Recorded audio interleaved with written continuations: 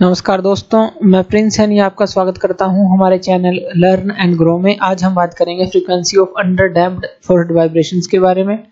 इससे पहले हमने अंडर डैम्प्ड वाइब्रेशन के बारे में पढ़ा था और उसके लिए हमने रिलेशन भी एक निकाली थी जिसके अंदर हमने कॉम्प्लीमेंट्री फैक्टर निकाला था। अगर आपको याद हो तो पिछले लेक्चर आप देख सकते हैं। तो यहाँ पर frequency of under damped forced vibration है क्या, उसको हम समझते हैं। तो हमने एक सिस्टम लिया था जिसके अंदर हमने एक स्प्रिंग लिया था, तो ये स्प्रिंग है हमारे पास, और एक डैम्पर लिया था। तो यहाँ पर हम लिख लेते हैं, ये हमने क्या लिया था, आवरिव ले ले इसका, ये स्प्रिंग था और यहाँ पर ये हमने डैम्पर लिया था। तो स्प्रिंग और डैम्पर सिस्टम हमने कंबाइन किया था और यहाँ पर एक मास को लगाया था।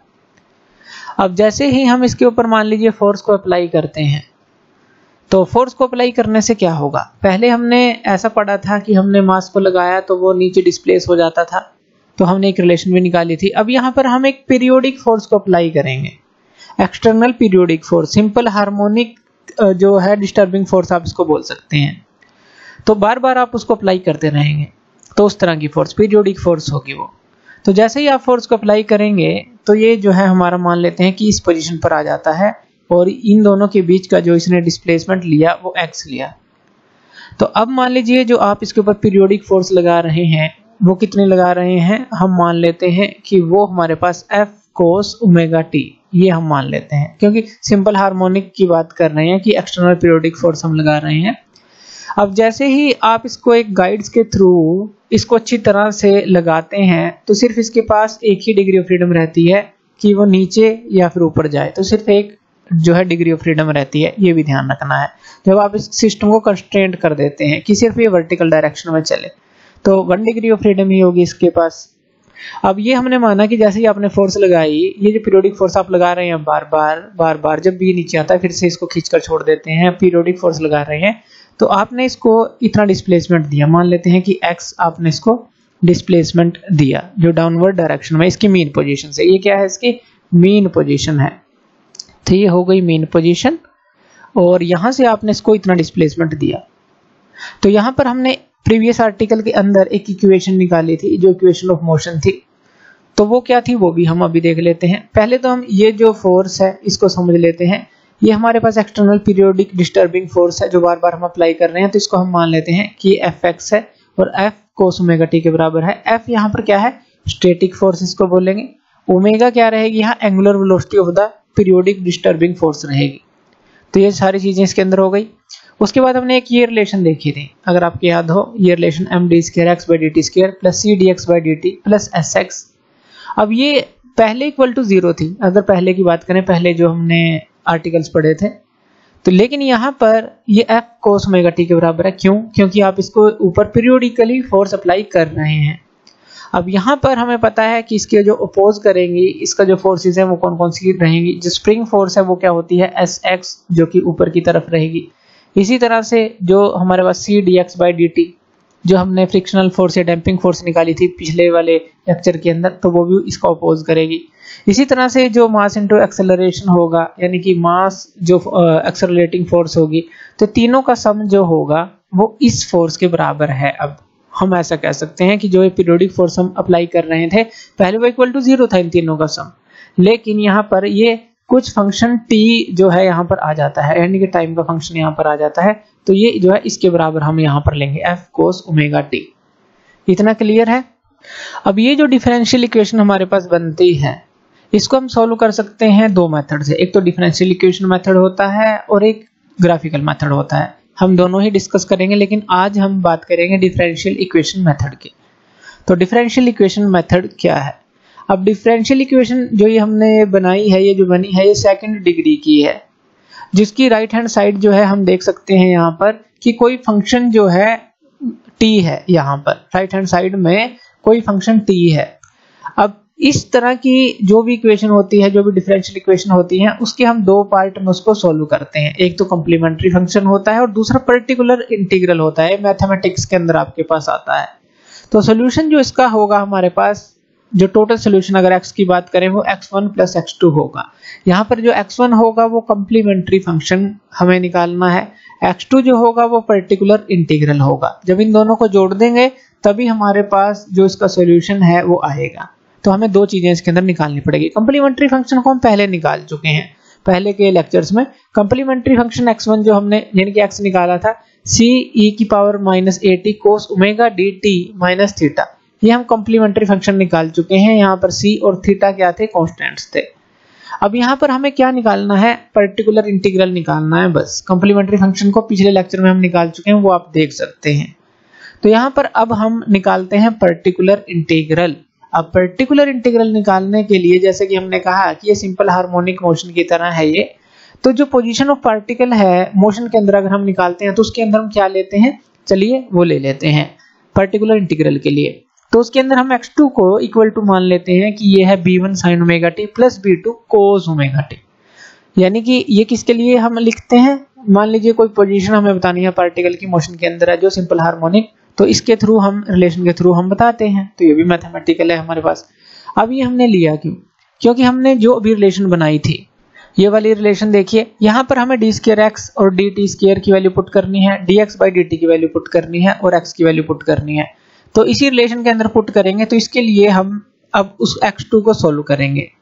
तो यहाँ पर हमने x2 लिया b1 sin omega t b2 cos omega t, यानी कि यहाँ हम अब इसको सोल्व करेंगे एज ए जो x मानकर इसको, तो dx बाई dt इसका क्या आ जाएगा, dx बाई dt डिफरेंशिएट करेंगे। अब यहाँ पर देखिए sin ओमेगा t है तो ओमेगा बाहर आ जाएगा और साइन का क्या हो जाएगा cos ओमेगा t, तो b1 omega cos omega t, cos omega t का क्या होगा माइनस का sin ओमेगा t और ओमेगा बाहर आ जाएगा, माइनस यहाँ पर आ जाएगा b2 omega sin omega t, ये आ जाएगा। ये तो dx बाई dt की वैल्यू आ जाती है।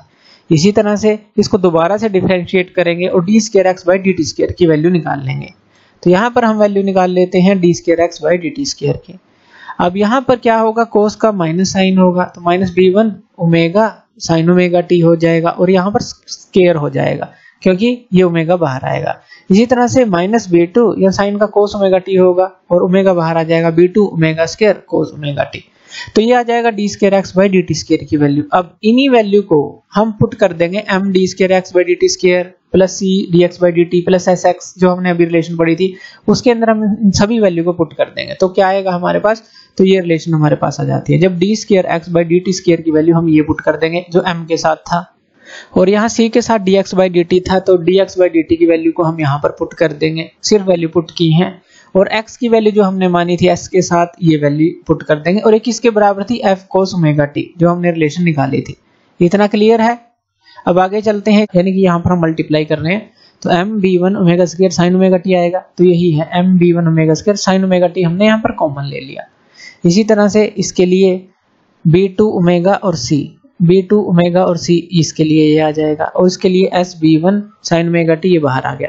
इसी तरह से cos ओमेगा t वाले हम अलग कर लेंगे, cos ओमेगा t हम यहाँ से कॉमन ले लेंगे तो यहाँ पर ये क्या बनेगा, ये m यहाँ पर मल्टीप्लाई होगा minus m b2 omega square ये आ गया प्लस c ओमेगा b1 इसके लिए आ जाएगा और s b2 इसके लिए आ जाएगा।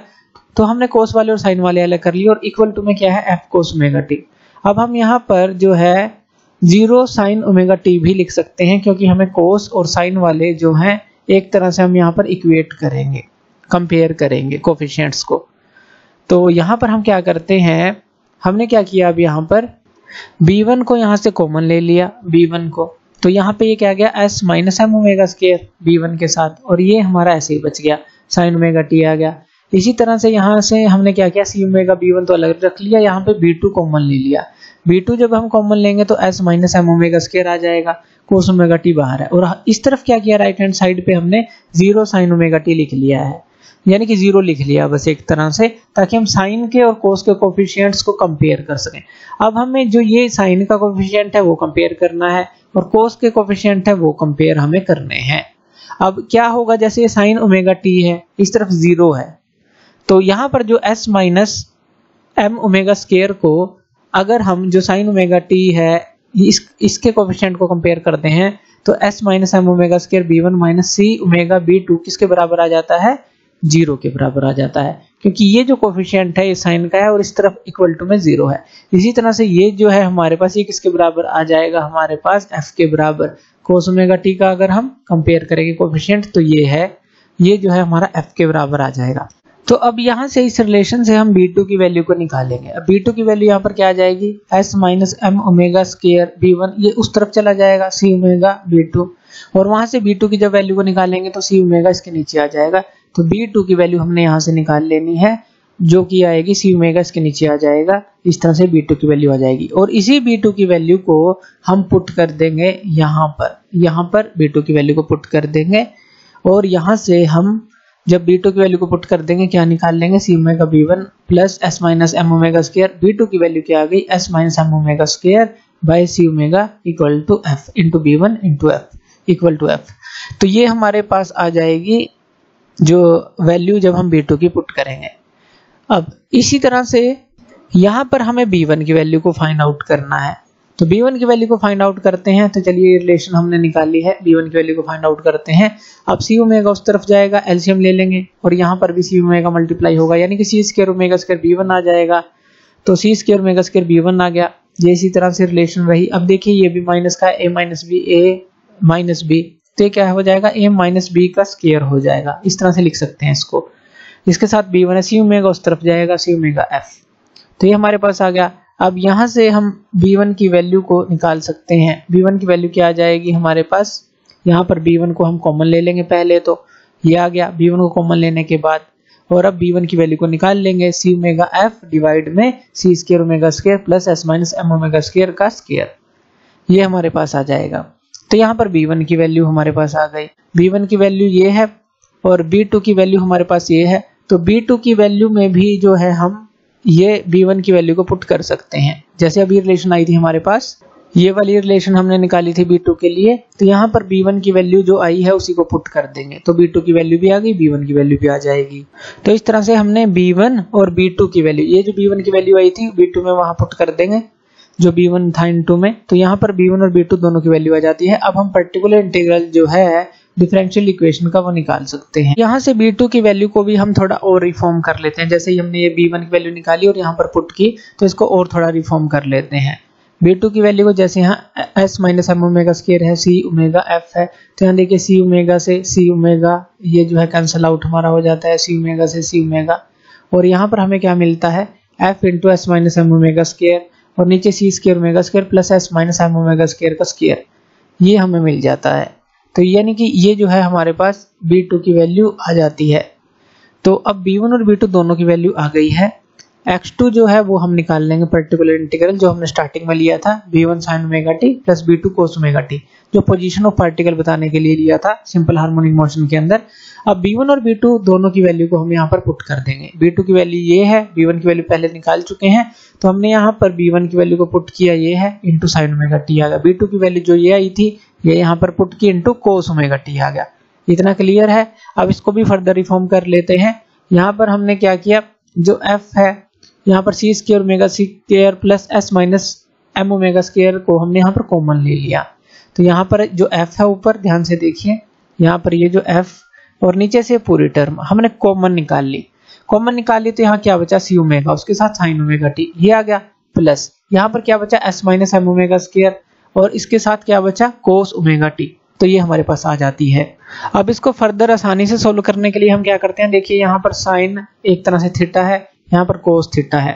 अगर हम c ओमेगा को और यहाँ पर s minus m omega square को कुछ टर्म मान लें ताकि हम इसको आसानी से सोल्व कर सकें। जैसे ट्रिग्नोमेट्री के अंदर अगर हम बात करें इसी टर्म को सोल्व करने के लिए, हम जो है c ओमेगा को मान लेते हैं x sin फाई और s minus m omega square को मान लेते हैं x cos फाई, ताकि यहाँ पर एक फॉर्मूला बन सके, साइन ए साइन बी कोस ए कोस बी, इस तरह से फॉर्मूला बन सके। तो यहाँ पर इस तरह से हम इसको सोल्व करेंगे, अप्लाई करेंगे ये चीज। और यहाँ पर हमारे पास जो x2 है वो क्या आ जाएगा, ये टर्म तो बाहर थी, अब यहाँ पर ये क्या आ जाएगा x, यहाँ पर हमने c ओमेगा की जगह sin फाई रख दिया, x sin phi sin omega t आ गया। s minus m omega square की जगह क्या रख दिया, x cos phi cos omega t आ गया। इतना क्लियर है। अब यहाँ से देखिए एक और चीज यहाँ पर क्लियर कर लीजिए, x की वैल्यू को भी आप यहाँ से निकाल सकते हैं। इस x की वैल्यू को देखिए, जो लेफ्ट हैंड साइड है इसकी स्क्वायर और ऐड कर दें इनको, और जो राइट हैंड साइड है इनको भी, यानी कि दोनों को जब स्क्वायर और ऐड करेंगे तो हमारे पास x की वैल्यू क्या आ जाएगी, x की वैल्यू आ जाएगी हमारे पास under root c square omega square plus s minus m omega square का स्क्वायर, यही आएगी। ऐसे क्यों आएगी? क्योंकि देखिए जब आप इसको स्क्वायर करेंगे और इसको स्क्वायर करके ऐड करेंगे तो यहाँ पर एक्स स्क्वायर और sine square phi plus cos square phi आएगा जो कि 1 होगा। Sine square theta plus cos square theta 1 होगा, तो एक्स स्क्वायर आएगा और इस तरफ जो लेफ्ट हैंड साइड वाली जो है ऐड करेंगे ये आएगी। तो x की वैल्यू निकालने के लिए जो स्क्वायर है उधर अंडर रूट चला जाएगा, तो x की वैल्यू हमारे पास ये आती है, ये भी हमें पुट करनी है आगे, तो ये भी ध्यान रखना है भाई। तो x2 की वैल्यू जो है हमारे पास फिलहाल ये बन जाती है और यहाँ पर हमारे पास अब एक फॉर्मूला बन जाता है sin a sin b plus cos a cos b का। तो वो फॉर्मूला क्या बनता है, x तो हम बाहर ले लेते हैं इन दोनों में से कॉमन और नीचे टर्म सेम रहेगी, तो यहाँ पर cos a माइनस b यानी कि cos omega t minus phi, ये फॉर्मूला हमारे पास बन जाता है। अब x की वैल्यू ये जो हमने निकाली है ये वैल्यू भी हम यहाँ पर पुट कर सकते हैं। तो चलिए यहाँ पर x की वैल्यू पुट कर लेते हैं जो हमने अभी निकाली, c square omega square plus s minus m omega square का स्क्वायर। बाकी की सारी टर्म ये इसी तरह से रहती है। अब इसको भी हम फर्दर सॉल्व कर सकते हैं। कैसे? मान लीजिए आपके पास √2 डिवाइड में 2 है, तो आप इसको कैसे सॉल्व कर सकते हैं? क्या आप इसको ऐसे लिख सकते हैं जैसे कि √2 है, नीचे इसको ऐसे कर दे √2 इंटू √2, तो यहाँ पर ये कैंसिल आउट हो जाएगा और ये क्या आ जाएगा हमारे पास 1/√2 ये आ जाएगा। इसी तरह से यहाँ पर अंडर रूट ऊपर जो टर्म है नीचे भी सेम टर्म है, जैसे यहाँ पर अंडर रूट में टर्म थी नीचे भी सेम टर्म थी, तो इसको हम फर्दर कैसे सॉल्व कर सकते हैं? ऊपर वाली टर्म तो हट जाएगी, जैसे यहाँ ऊपर तो हट गई और नीचे अंडर रूट आ जाएगा उसी टर्म पे, नीचे अंडर रूट आ गया उसी टर्म पे, बाकी की ये सारी टर्म सेम रहती है।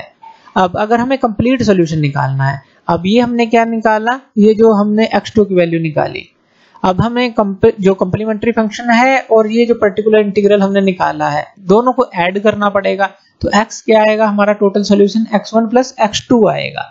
तो x1 यानी कि जो कम्प्लीमेंट्री फंक्शन था ये हमने निकाला, अभी जो x2 निकाला इन दोनों को ऐड कर देंगे, तो ये हमारा कंप्लीट सॉल्यूशन होगा डिफरेंशियल इक्वेशन का। और यहाँ पर एक्चुअल प्रैक्टिस में अगर हम बात करें, जो ये x1 है इसको हम नेग्लिजिबल ही मानते हैं क्योंकि ये बहुत ही स्मॉल होता है as compare to particular integral यानी कि x2 से। इसलिए जो भी डिस्प्लेसमेंट होता है किसी भी टाइम t आप लेते हैं तो वो हम पर्टिकुलर इंटीग्रल ही लेते हैं बस, यानी कि सिर्फ ये ही टर्म हम लेते हैं। तो इसीलिए जो x है उसकी वैल्यू हम दिखा लेते हैं बस ये पर्टिकुलर इंटीग्रल की टर्म में ही दिखा लेते हैं। तो यहाँ पर जो है अंडर रूट है तो ये अंडर रूट रखना है आपको। तो x जो है यानी कि इसके बराबर आ जाता है, इसको हम बहुत ही स्मॉल मानते हैं, तो इसीलिए अगर किसी टाइम t पर हम डिस्प्लेसमेंट x को देखें तो जो x होगा वो सिर्फ हम पर्टिकुलर इंटीग्रल के बराबर ही ले लेते हैं। अब यहाँ पर ये जो रिलेशन बनी है देखिए इस तरह की बनी है, अगर आपको याद हो a cos ओमेगा t जो सिंपल हार्मोनिक मोशन के अंदर पढ़ते थे, a यहाँ पर एम्पलीट्यूड होता था, ओमेगा जो थी फ्रीक्वेंसी होती थी। अब इसी तरह से यहाँ पर भी ये जो है ये जो टर्म है यहाँ पर ये जो टर्म है एम्पलीट्यूड बनता है और जो ओमेगा है ये सर्कुलर फ्रीक्वेंसी बन जाती है। तो इस तरह से इस टर्म को हम समझ सकते हैं और जो डिफरेंशियल इक्वेशन है उसको हम सॉल्व कर सकते हैं, जो हमने कम्प्लीमेंट्री प्लस जो पर्टिकुलर इंटीग्रल दोनों को निकाला और उनको ऐड किया, तो इस तरह से भी इसको निकाल सकते हैं। दूसरा हमारे पास एक और मेथड होता है ग्राफिकल मेथड, जिसको हम नेक्स्ट लेक्चर में डिस्कस करेंगे, उसके थ्रू हम इसको निकालेंगे। तो थैंक यू वीडियो देखने के लिए और इसी तरह की वीडियोस के लिए आप हमारे चैनल लर्न एंड ग्रो पे हमें सब्सक्राइब कर सकते हैं। धन्यवाद।